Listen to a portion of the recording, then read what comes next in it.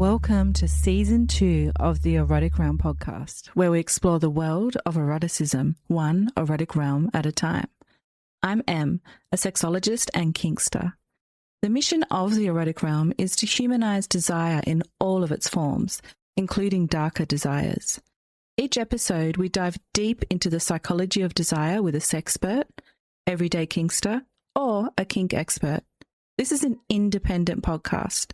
To support it, please consider becoming a paid subscriber at psychologyofdesire.com, where you'll also find deep dives into desire and surveys that you can participate in.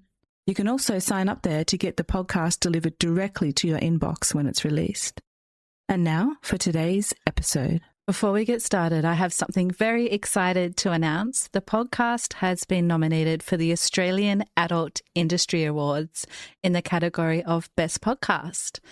So if you'd love to vote for the Erotic Realm to win this category, it would be amazing to have your support. I'll put a link to the voting website in the show notes, and I'd really appreciate it if you could give it a click and a vote, and who knows, maybe it will win Best Podcast. Thank you so much for listening and for your support. If you'd like to support the podcast, please consider checking out the brands that support the Erotic Realm. There's FirmTech, whose tech ring offers fascinating insights into sexual health by tracking erection quality and nocturnal function. Splash Blanket, who create luxurious waterproof blankets designed for comfort, intimacy, and real-life messes. ProDX Health, who offer discreet, at-home STI testing. While Karoo and Lovents make premium pleasure technology, from couple toys to long-distance interactive devices. Then there's Lioness, who are doing something truly unique in Sextech, using biofeedback and orgasm data to help people better understand their arousal. I'm also partnering with Flow and Desire, science-backed libido support supplements designed to support sexual vitality and well-being. These are brands that I find genuinely interesting, science-backed, and I've used them myself, so they come with my recommendation. You can find the links to all of them in the episode description. If you try them, use the links below. It supports the show at no extra cost to you. And now, back to today's conversation. The following conversation explores erections, heart health, and what happens when sexuality becomes a source of preventative medicine. Today, I'm joined by Dr. Elliot Justin, emergency physician and founder of FirmTech. We explore a provocative idea that erectile function may tell us far more about overall health than most men realize.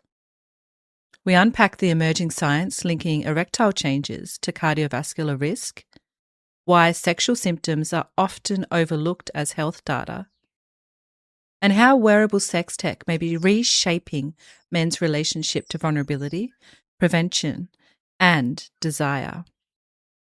We also explore the psychology of quantified intimacy, the 5 questions that men should be asking about their erections, and what happens when arousal itself becomes measurable. And yes, we even touch on kinky uses of intimacy wearables. This is a conversation about masculinity, medicine, and listening when the body whispers before it screams. Enjoy. Hi everyone, and welcome to the Erotic Realm. Today, we're exploring the Erotic Realm with Dr. Elliot Justin. Welcome, Elliot. Great to be here. Thanks for the opportunity. Great to have you. So before we talk about sex tech or get into the data, I'd love to start with you. What does your life look like right now outside of medicine and entrepreneurship? What are you up to? Well, I'm blessed to live in Montana.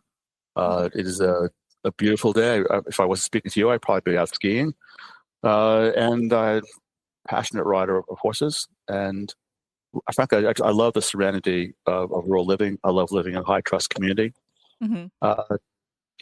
And I think it's important for people to bear in mind that the media wants us to be whipped up about the latest crisis, but we can have very little impact on that. And then we have major impact every day upon our own happiness and the happiness of those people that we love and care for. I love that take on life. Sounds like you're in a beautiful place. Now, you've had a long career in emergency medicine. What drew you to emergency medicine originally? That's a great question. I uh, had a conversation with my father sophomore year in college that had really had a pivotal impact on my life. I was a rather undisciplined undergraduate. For me, school was always extremely easy. My father lost his job, flew up to see me at Harvard, and they were knocked on the door at 11 o'clock in the morning. Of course, I hadn't gone to class. I'm there with my girlfriend. I had a long horizontal mirror next to my bed and some Indian hanging above my bed. And we just finished making love. My dad laughed and said, "Okay, son, I'm glad you're having a good time, but I want to have a serious conversation with you." It was unannounced. He took me to lunch and told me that at the end of that year, I was going to pay for everything, and that he wanted to know what I wanted to do with my life. And at that time, I was majoring in Slavic language and literature. I wanted to be a spy. It's the Cold War, but I wasn't certain. And my dad kind of chuckled and says, "Your generation is being told that to go out and find yourself. But you're likely to find that life finds you before you find yourself, Elliot, and you might not like what life has chosen for you. So here's how I see it." And he kind of laid things out in a very structured way. "Well, Elliot, you could become a professor of Slavic language and literature, but you'll end up, teaching in Topeka, Kansas, and eventually get tired of sleeping with undergraduates. You could become a lawyer, but then you have to essentially whore yourself to become a partner. You think you can become a spy, but you're going to hate the CIA." And by the way, he's right. I took the test of the CIA later on, just hated the people that I met. So, you could join the army. My dad had been career army, earlier, but you can't follow orders. You could go into business. But on the hand, as my dad said, I've just lost my job. You'll find the business could be a roller coaster. Why don't you could think about becoming a doctor, Elliot? Because you at least have the dignity of having care for people, and you can take that wherever you want to go.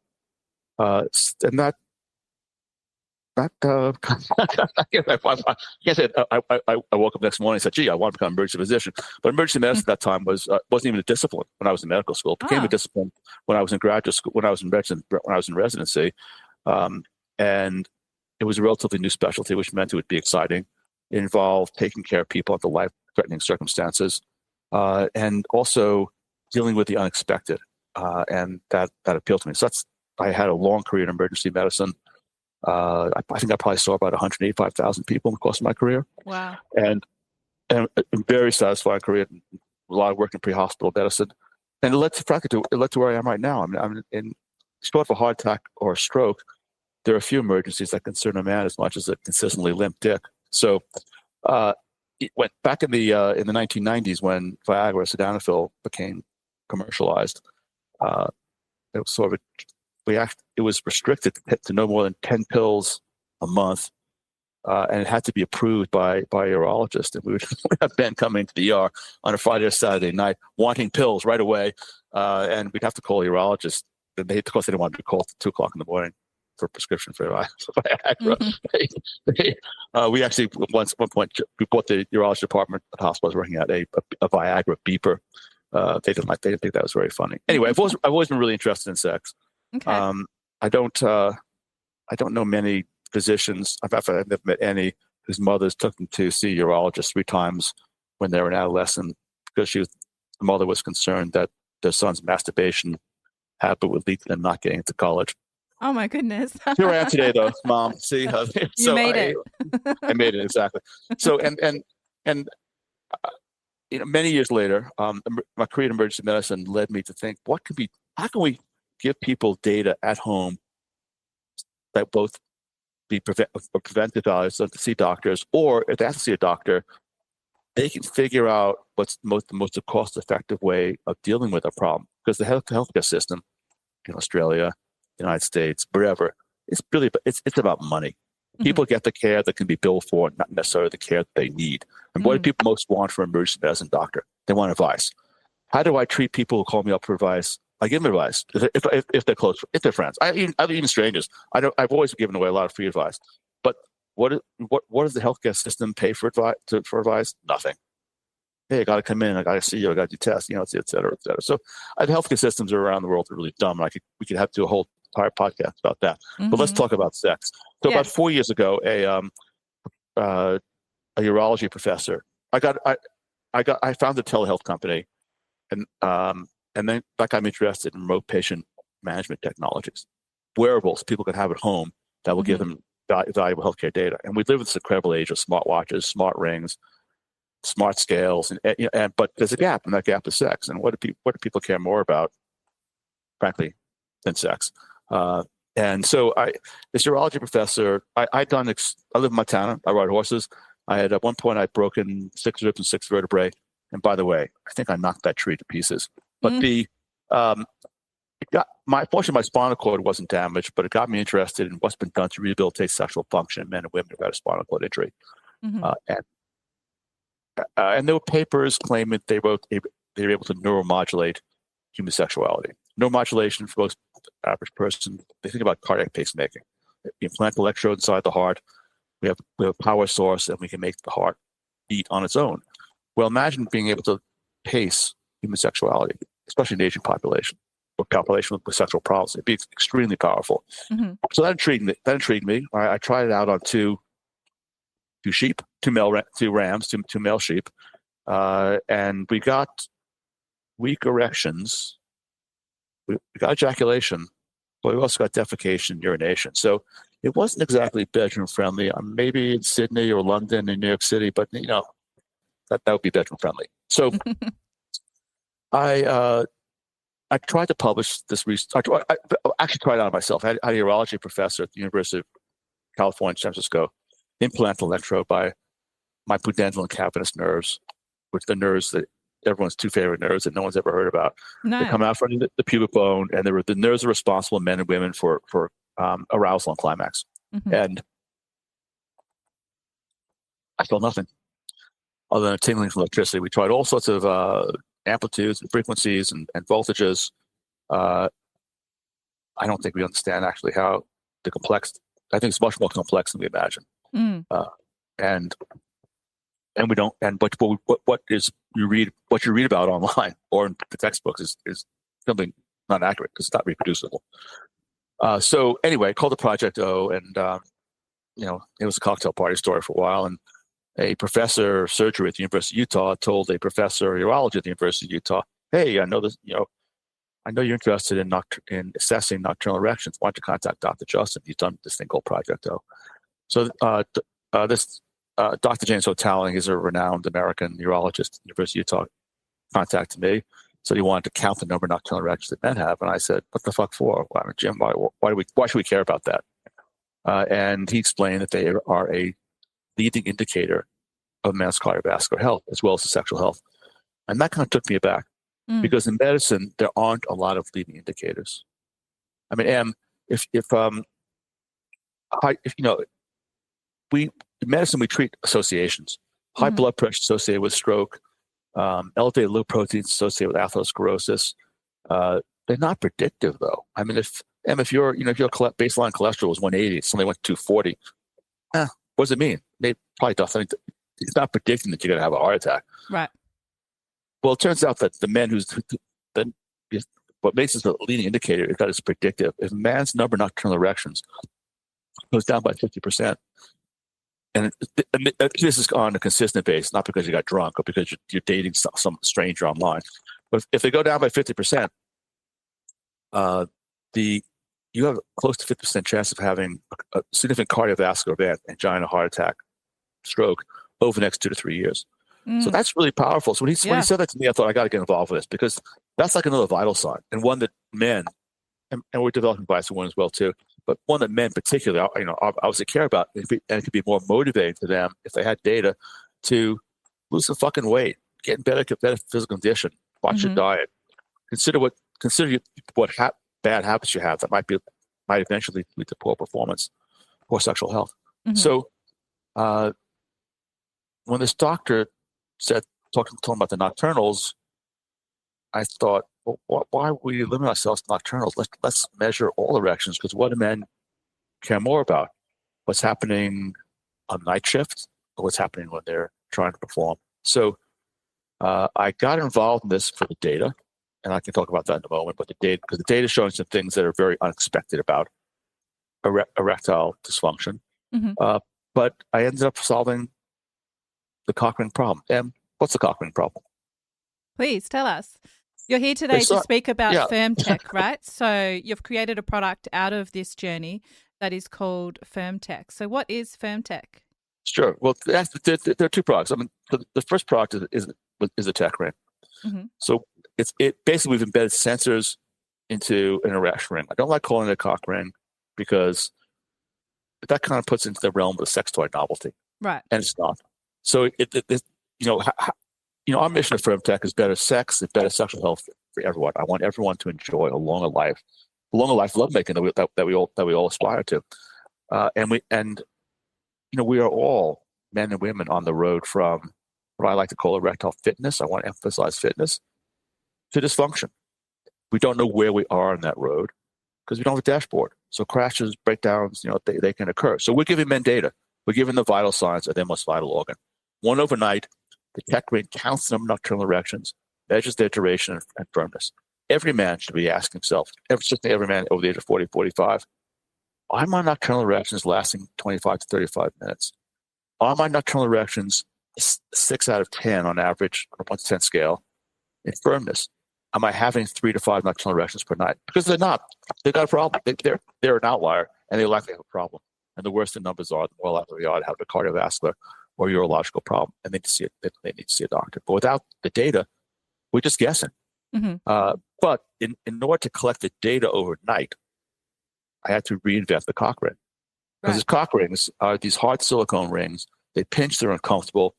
Outside the gay community, 90% of gay men use them, 10% of straight men use them in the United States. Outside the gay community, they haven't really caught on because they kind of suck. As they're not, they're just, they're made of silicone. They cut off the arterial blood flow. So in order for them to be most effective, they have to put on when a man is fully aroused. So that it can't be done discreetly. And they cut the circulation. Mm-hmm. Well, what guy? That's like lynching your dick. What guy wants to really lynch his dick?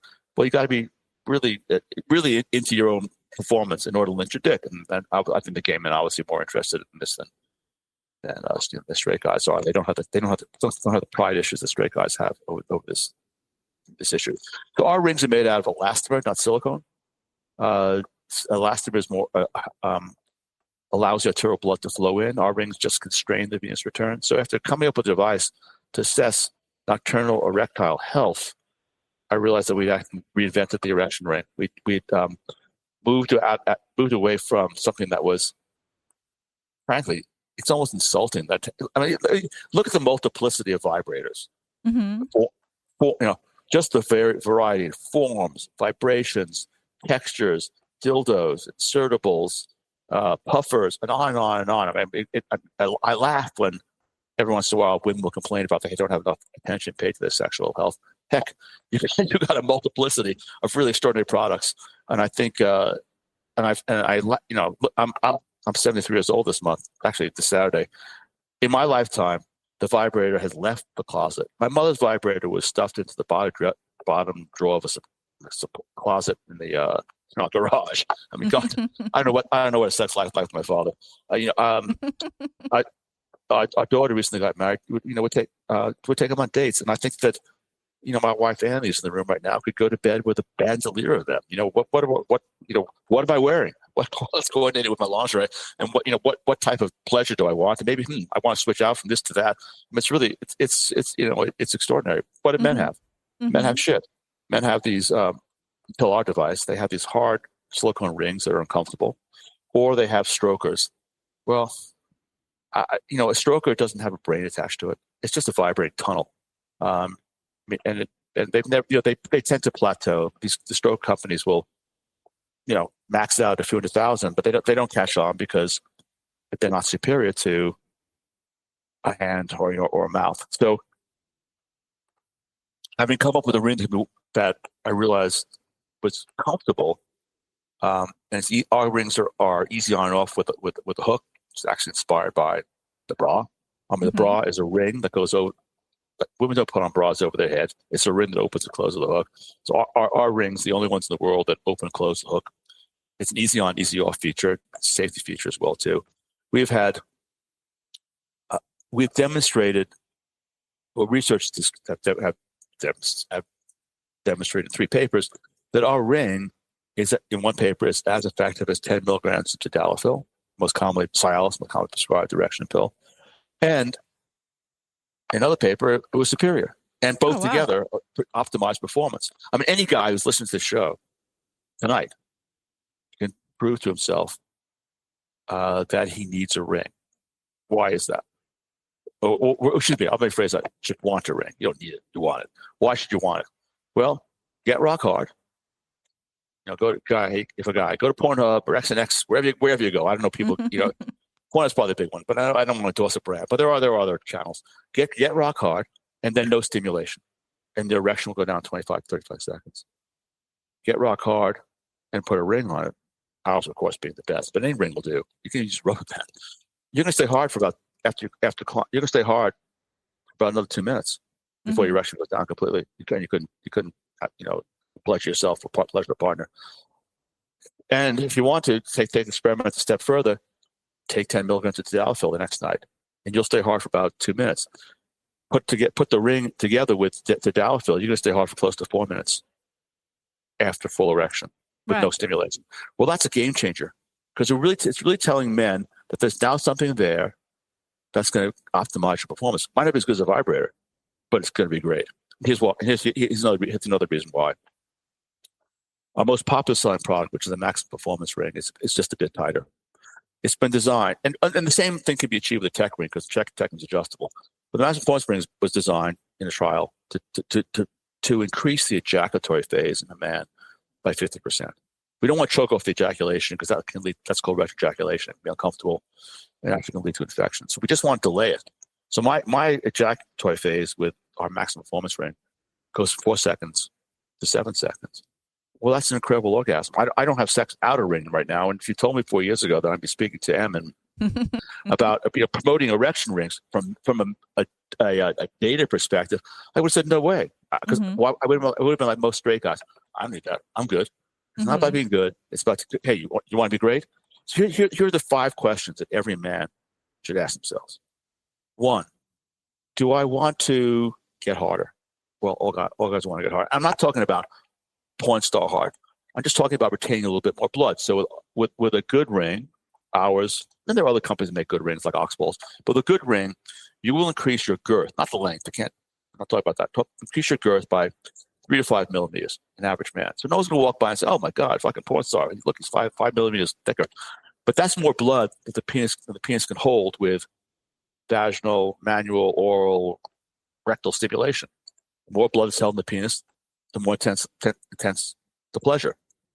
So, do you want to rock harder? Of course, all men do. Do you want to last longer? If you want to last longer, because the ring can help men to have control. And of course, all men want that. Do you want to be more confident? Well, this is the big issue for the vast majority of men. Lost their fear, they're losing their confidence, and it could be for a whole variety of reasons. Your partner is cheating on you. You're cheating your partner. Hey, maybe you shouldn't have that third cocktail. Maybe dancing till 1 o'clock in the morning was a mistake. Maybe some medication you're taking is making things harder for you. Maybe it's with someone new. Whatever the reason is, once you get hard, a ring will keep you harder. So you're going to be more confident. And the 4th reason is your partner's going to be more confident. Because if you're with someone who really cares for yourself, especially in a committed relationship, they care about you, whether it's a gay relationship or a straight relationship. And they also want to focus on their own pleasure. And if they're more confident, they can do both. So with a well-designed ring like ours, men stay hard with minimal stimulation, 30, 45 minutes. And the last one is, do you want to have more intense orgasm? And that's where the pressure over the urethra and holding more blood in the penis become important. One of my goals is to popularize erection rings as the primary, not treatment for erectile dysfunction, because most men aren't dysfunctional, but as an optimizer of pleasure for men, just the way vibrators are for women. Incredible. It sounds like an amazing product, and thank you for creating it. I just wanted to ground it in some research for a moment, because as you mentioned, what you're saying isn't speculative, but it's actually evidence-based. And there's one paper that I wanted to go through with you, which is talking about this specific problem. So its title is Erectile Dysfunction as a Harbinger for Increased Cardiometabolic Risk. And this examined the relationship between erectile dysfunction and coronary artery disease. So, as you mentioned, in many men, ED preceded major cardiac events by 2 to 5 years. And this is known as the artery size hypothesis. Penile arteries are smaller than coronary arteries, so vascular disease shows up there first. In other words, erectile change can be the body whispering before the heart screams. I like that line. In your experience, how often do men miss that window for prevention? Well, they're all missing it right now because they're not utilizing technology like ours. So it's not known in the community at all that is something that should be looked out for if they're... Well, think about it. No, the reality is no. Doctors don't ask. And I know this is true in Australia as well too. It's not part of a physician, primary care, family internist, family doctor routine to ask about sexual health at all. So the signal's being missed because it's not being asked about unless the patient raises the issue. I mean, in the United States, there's a company called Epic, and they are the largest electronic health record tool, probably in the world too. It's also because tools. I know it's used in Europe, might be used down under as well too. There are no questions on the primary history intake form. There are no questions about sexual health that are so. There's no incentive or reminder for the doctor to ask those questions. But we've had 3 men that were aware of cardiac catheterizations because the data was terrible, and in two of those situations it led to divorce because they've been blaming their wives for their sexual difficulties, and their wives bought the device for them, and they had significant cardiovascular problem. So yeah, it's a profound signal, but it's one that is commonly overlooked. And if men talk about it, they just get prescribed pills instead of getting worked up. They get prescribed erection pills. So there's a Dr. Mohit Khera. No reason why you should have ever heard of him. Khera. He's at Baylor University in the United States in Houston. And he might be the most famous urologist, andrologist in the world. He's certainly one of the 3 or 4 leaders in the world.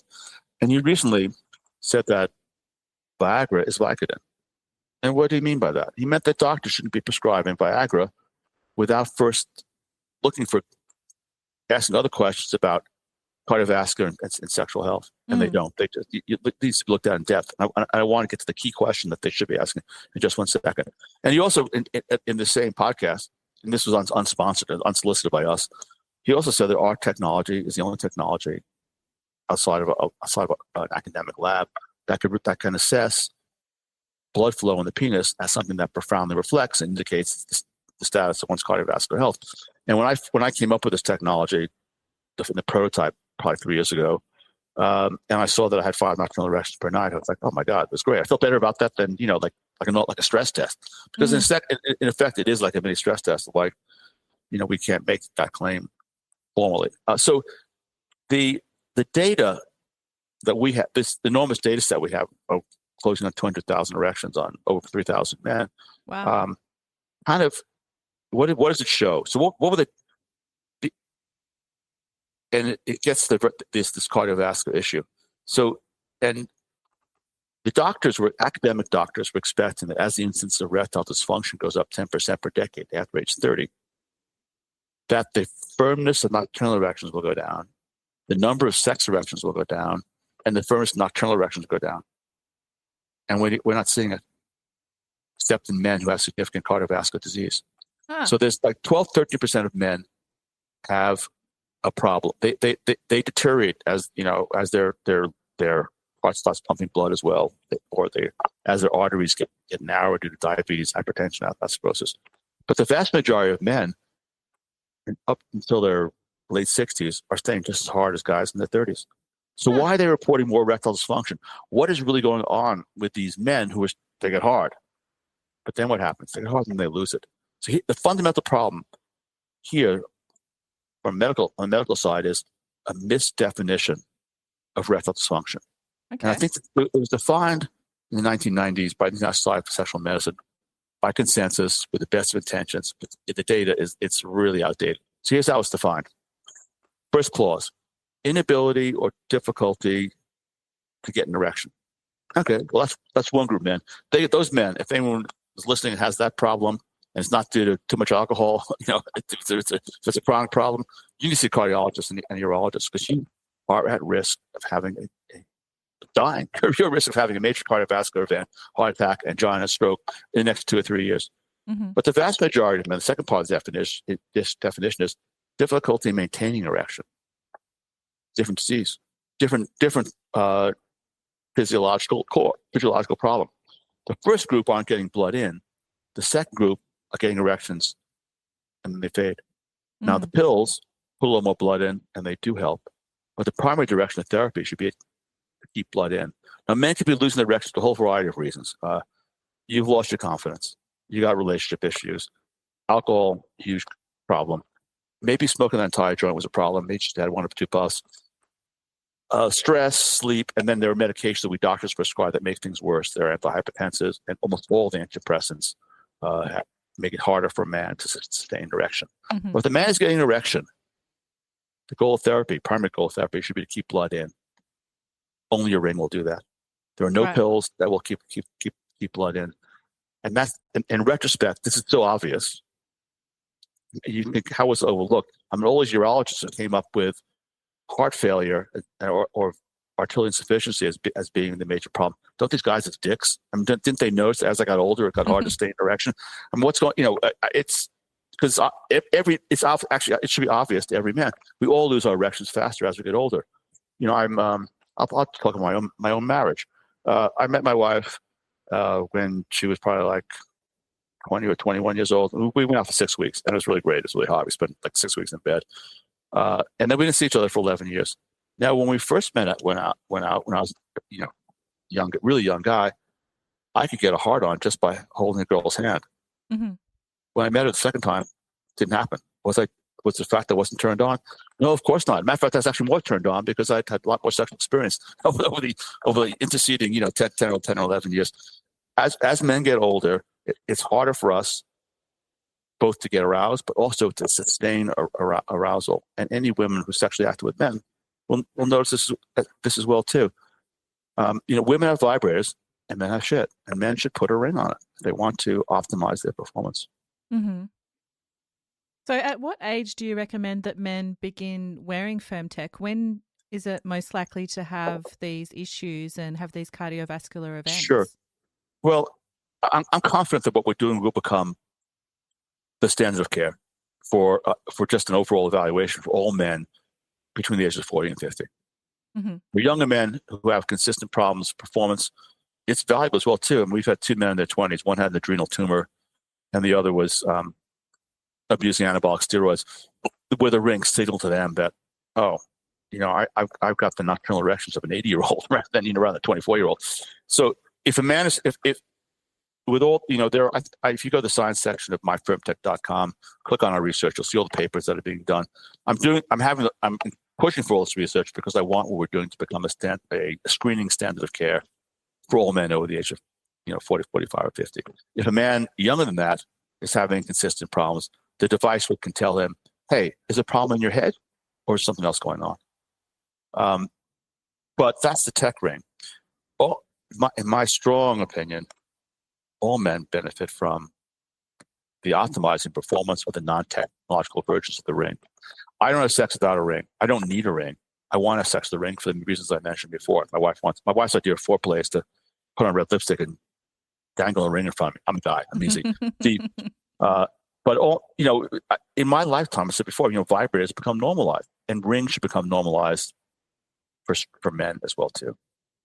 I have guys who, patients and customers who tell me, I know what my girlfriend or wife's going to think if I introduce a ring into the relationship. Well, they're using a vibrator. I think I think this issue that guys have, a pride issue that many men have in their head.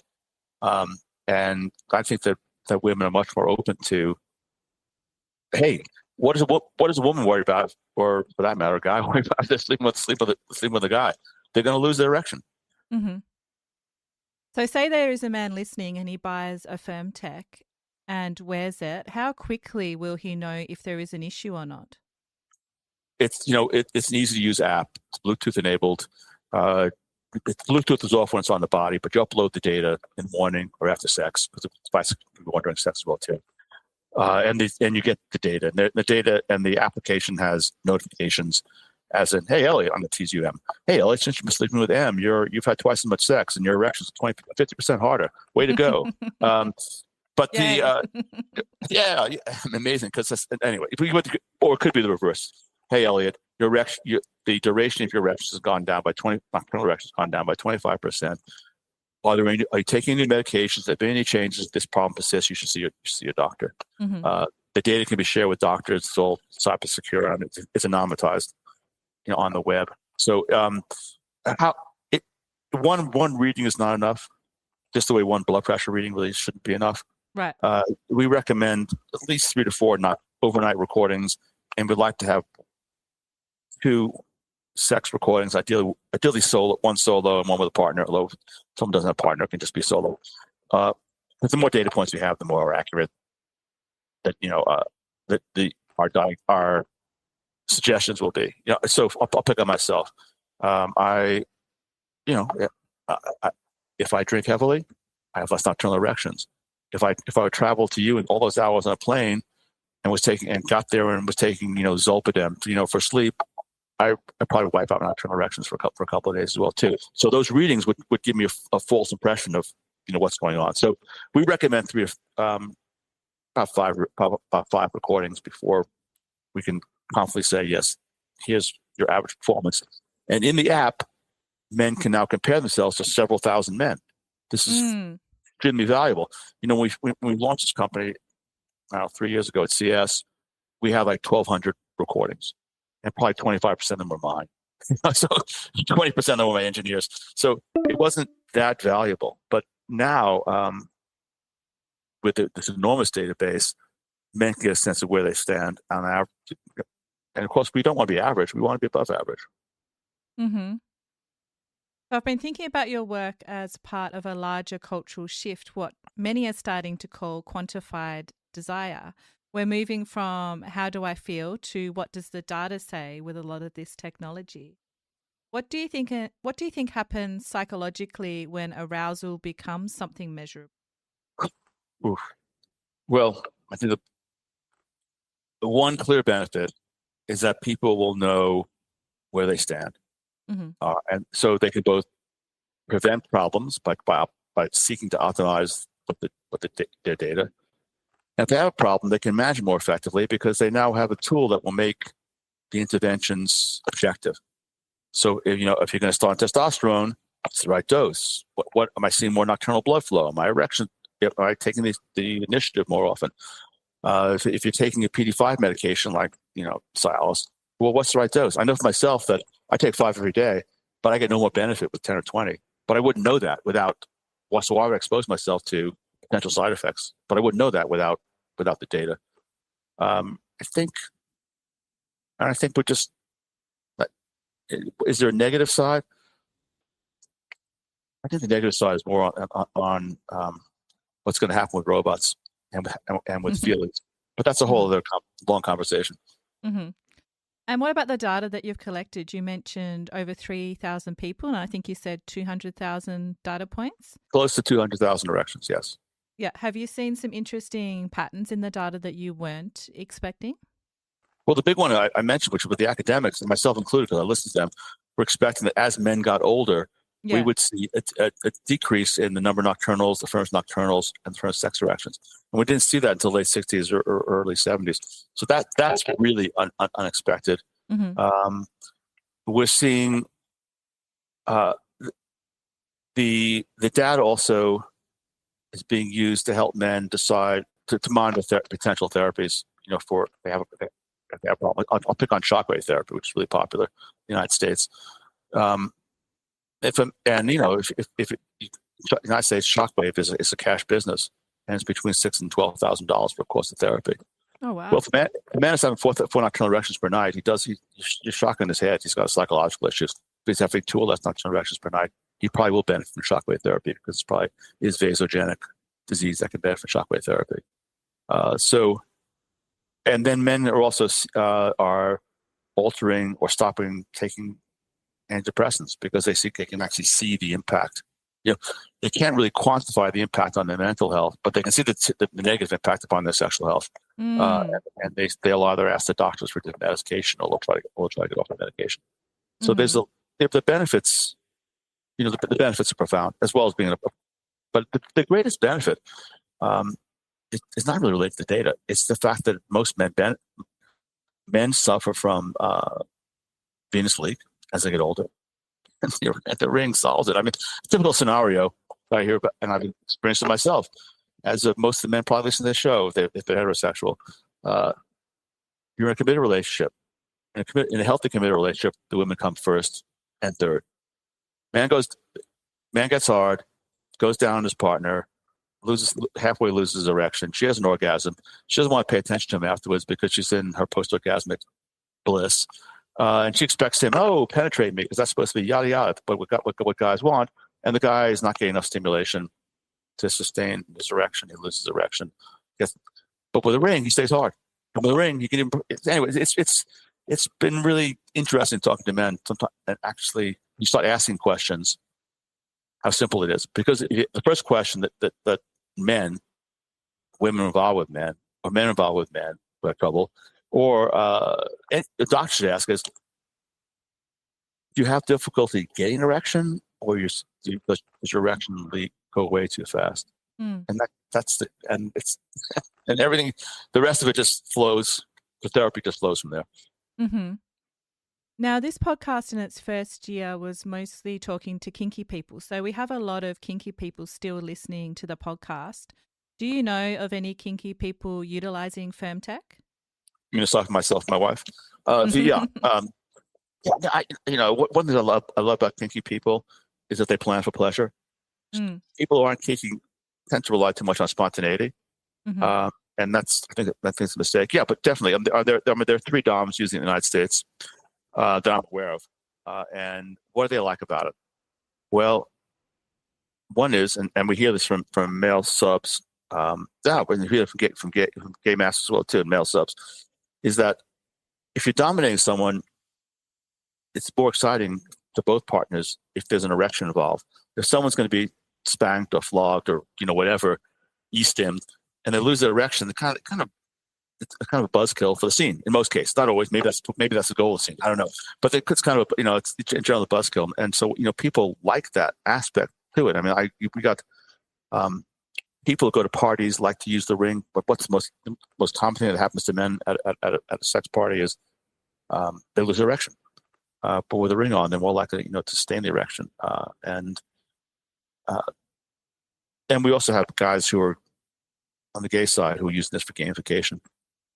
There's one group of gay doctors who will go on a cruise or go to Las Vegas, and they'll have a contest as to, hey, next 3 days, who spend the most time hard? and then they have prizes. And the proof is, because the device, by the way, can detect the difference between just wrapping around a bottle, wrapping around it. So it's hard to cheat the device. It's possible, but it requires some effort to cheat the device. There are some flesh-like dildos that can kind of simulate it. But I wouldn't give away the secret how to cheat the device. But it's being used for gamification purposes as well. Mm-hmm. So there might be a few men listening that want to try your device, but they might be a bit concerned about it collecting such extremely intimate data. How do you make sure that their data is kept secure and private? Sure. Well, we're on Amazon Web Services, AWS. We're using their cybersecure Health Information Protection Act, HIPAA, the American law. We're using their compliance standards. There's only 2 people in the company that can access the data, myself and our head technician. We don't access data. We have contract because we're not going to access your data unless you tell us who if you want us to access your data. So the data people have a session overnight or sex. The data goes to the cloud. Their personal information is de-identified and made anonymous, because we do use for research purposes. So obviously, and everything's, I assume, hackable, but we're secure as hospitals. We're secure as doctors' offices. More secure than doctors' offices because we don't have file cabinets or anything of that nature. And we haven't had any issues with cybersecurity so far. We have had a couple of men get into trouble because they had issues with their wives, and their wives didn't cyber protect. They didn't password protect their device. And their wives picked up the device and said, "What do you mean you can't have sex? What are you doing on Tuesday? What are you doing on Thursday? What are you doing on Sunday?" Okay. Yeah. So, but it's cybersecurity. Mm-hmm. Okay, well, that's good to hear. And zero side effects. It's just one of my mistakes is that we've had. The tech device has been used close to 200,000 devices. The other devices, it's got to be used. The usage has to be well over 1 million by now. We've had zero complications. No one's had to go see a doctor. No one's told us had to take a medication. Once in a while we get complaints about chafing after manscaping, stuff like that. But I would have thought by now I would have seen some guy sending me some images of really bad yeast infection, at least, because we give them men's hygiene, but not even that. And does it fit all sizes? Good question. It fits. The rings really fit men who are in the 95th percentile or better, or lower rather. So 95th percentile is around 5.5 inches. Men who are bigger, it will complain it's uncomfortable. And we have had a couple of men after prostate surgery who have significant atrophy of the penis have it be too small. Right. So, but it's uncommon. The bell curve, the penile girth is really narrow. Now, granted, there are certain African groups at one end, and there are certain Asian groups at the other end. But even there, we have. So, for example, we're in Japan and Korea. We have yet to get a complaint about the device about men being too small for the device. Mm-hmm. So, looking ahead, say 5 to 10 years ahead, where do you see intimacy wearables going medically? We're coming out with a device for women this year, so women be able to get the same health objective data care for their own sexual health. I think the device is going to have a significant impact on frankly, I think the incidence of ED will go down significantly, and people will also be identifying cardiovascular problems much earlier as a consequence of utilizing this technology. On the performance side, for men, I think that rings will become accepted as a standard for performance optimization. We will have a vibrator on a female device, but there are already lots of vibrators out there. The primary benefit of the female device will be providing the vital signs of the clitoris. Amazing. Sounds very interesting. So that's out later this year? It will be in some of the leading sex labs for women by September. I hope to commercialize it by December. Okay, I'll look out for it. Now, if there's a man listening that is noticing changes in their sexual function, but they feel embarrassed or tempted to ignore it, what would you want them to hear? Get your data. Because your data will sort out whether it's a psychological issue or physical issue. And consider using rings as an optimizer of your performance. It's unfortunate in the United States that men go online at first. I have no problem with someone going online, 25-year-old guy who's stressed and loses confidence because he's essentially sleeping with strangers, and getting pills. But if a guy is 40, 50 years of age or older, you really want, before you get pills, it behooves you to try to figure out what's really going on, because you could just be masking a problem and postponing it to the point where it could be hard to treat. Yep, very well said. Well, Dr. Justin, thank you for bringing medical clarity to a space that's often clouded by shame or silence. You've shown us that sexual function isn't separate from the rest of the body. It's often where the body speaks first. And it's been a real pleasure to explore the erotic realm with you today. Well, thanks so much. Thank you again. I'm Em, and this has been the Erotic Realm Podcast. Thank you for listening to this episode of the Erotic Realm Podcast. This is an independent podcast. If you want to see more episodes made, you can support it at psychologyofdesire.com by becoming a paid subscriber and entering the realm with many other supporters. The mission of the Erotic Realm is to humanize kink and desire in all of its forms. And we can't do that without you. Until the next time, stay perverted.